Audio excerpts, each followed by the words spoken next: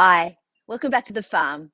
My name's Roz, also known as Passion Flower, and you'll find me here each week talking about my farming and creative life. Not a lot to report on the farm this week. We are now in autumn officially, but there's probably a few hot days left to come. We are still spraying blackberries, and we'll probably have the rig for a couple more days before it goes back. And today we are having a contractor to come and look at the creek line as part of a grant from Melbourne Water.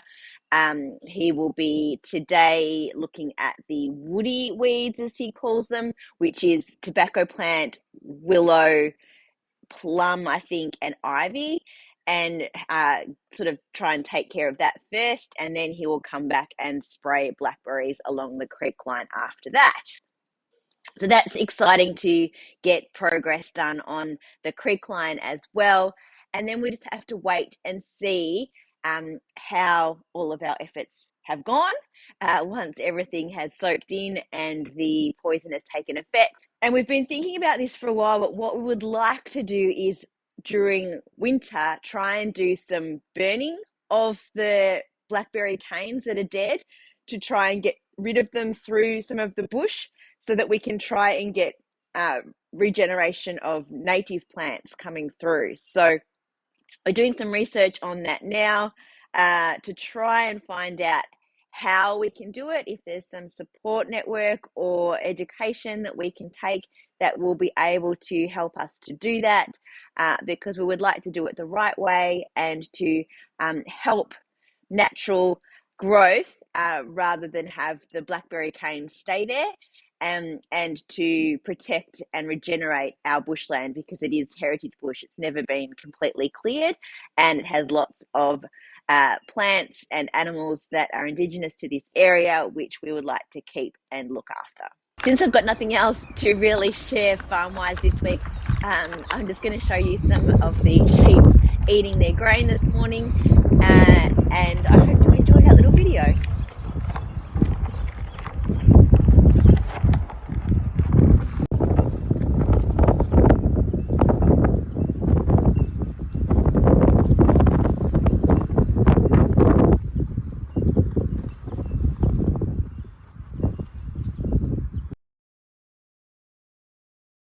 So not busy farm-wise, but it has been busy business-wise. Last weekend, I went to Creswick and attended another of the Tea Time Yarn retreat markets, which are always great. This one, I got to meet some new people, and there were also some familiar faces there, previous vendors, but also previous retreat guests as well, which was nice. One of the ladies from the retreat had bought some gumball machine from me previously, and so she was able to come back and show me the socks that she had made with the yarn. So that was really exciting. I am putting together a whole lot of photos of customers' finished products, which I'm really excited about. It's something that I've kind of had saved in a whole lot of different places, and I'm trying to bring that all together because I really do like to see what my yarn becomes. I also had the opportunity to see Bali's new workshop space. She runs the Tea Time Yarn retreat markets, and she will now be opening a workshop sort of drop-in crafting space up in Daylesford. So it was really exciting to see her progress there and to share in this new development for her. When I got back, I had to tidy up my stock and sort of see where I was at in terms of getting ready for markets. I've realized that it's only a couple of weeks until the Yarra Valley Wool and Handicraft Show, and then it's only like 3 weeks after that until She's Crafty. So there is a lot that needs to be done before then. I do have quite a lot of stock now, but I have to think about the fact that there's not going to be a huge amount of time between those two markets to have anything really restocked. So I've got to decide what I'm going to take to which market and build up stocks of colours that I know are popular so that I'm going to have enough in case I don't get a ton of time in between those 2 weeks. And depending on the weather, then it may not be a lot of good drying time. Because at the start of April is the F1 Grand Prix, which I'll be going to for the full 4 days. So there's a sort of almost a week of time that I'm not going to have any time to prep for markets. I'd also realized while I was at the Tea Time Yarn Retreat Market that some of the yarn that I had recently dyed, I had not actually listed on my website. So when I came back, I had to do some fixing up of that kind of thing as well. It was fine while I was at the market because I could literally just add it to my square and just process it straight away. But it wasn't actually listed on my site. So I just have to make sure that I keep up with that part. I've been doing the rescanning and the labeling, but I need to make sure that the website's up to date too. So I realized that I probably still need to get a bit of DK yarn dyed up, especially sweater quantities. And because it is getting cooler, I think that is probably going to be the focus of what people are going to want to buy and work with. So I did a batch of DK already this week. I'll probably do another one on the weekend. And I've got some tendril, my alpaca merino nylon soaking at the moment, and I'm going to get a whole lot of my sort of light tonal colors dyed up on that this afternoon. But the DK that I got dyed up this week is While the Sun Shines, a nice autumnal one called Morning Glow that I don't dye up very often. Very much a seasonal colorway for me, but it is really pretty. So maybe I should dye that one a bit more. And Jewel C. I had it on fingering weight at the market on the weekend, and I was asked if I would do it on a DK, and I thought that's a good idea, and then I couldn't get out of my head, so it had to be done on DK as well. And I think all three of these colors would actually, they really actually go really well together, but each individually would make really good jumpers. I've actually made a fingering weight jumper out of the While the Sun Shines for myself before. So yeah, I think these are all really good jumper colors. So that's why I've done sweater quantities of these ones. So one of the big things that I feel like I have to get done this week or next week is to start playing around with my table setup for Mooralbark and then for She's Crafty. They will both be quite different setups because of the location and the size of my space. And all of that kind of thing. So I kind of have to have a plan for each based on the stock that I'm taking and on the space that I have. I also want to be able to display my samples a little bit better.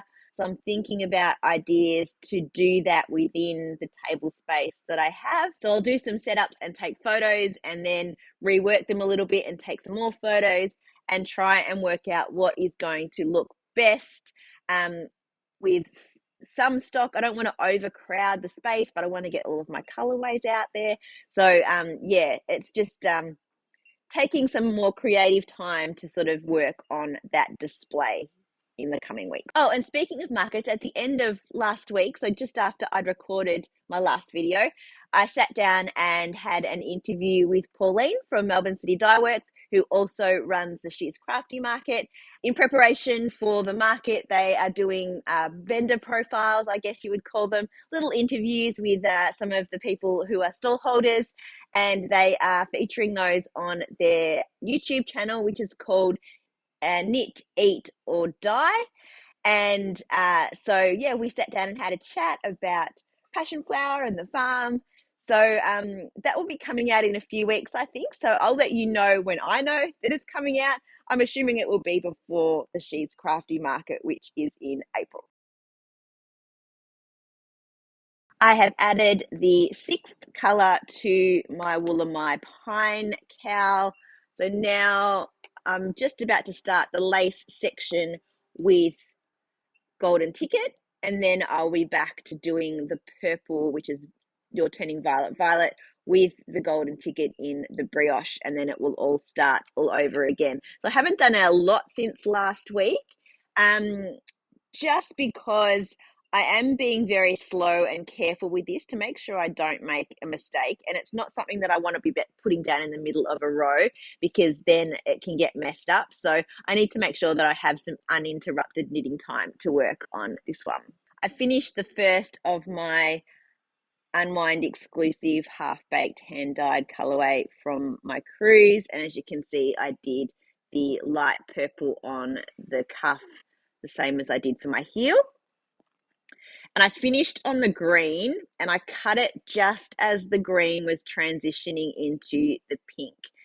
And I was hoping that I would then be able to match up the toe, because I wasn't sure, because this was the very start, whether this was the start of the pink or if it was somewhere in the middle. Very, very hard to tell. So what I did when I cast on this toe is I measured 30 centimeters worth of yarn, and then I started the cast on.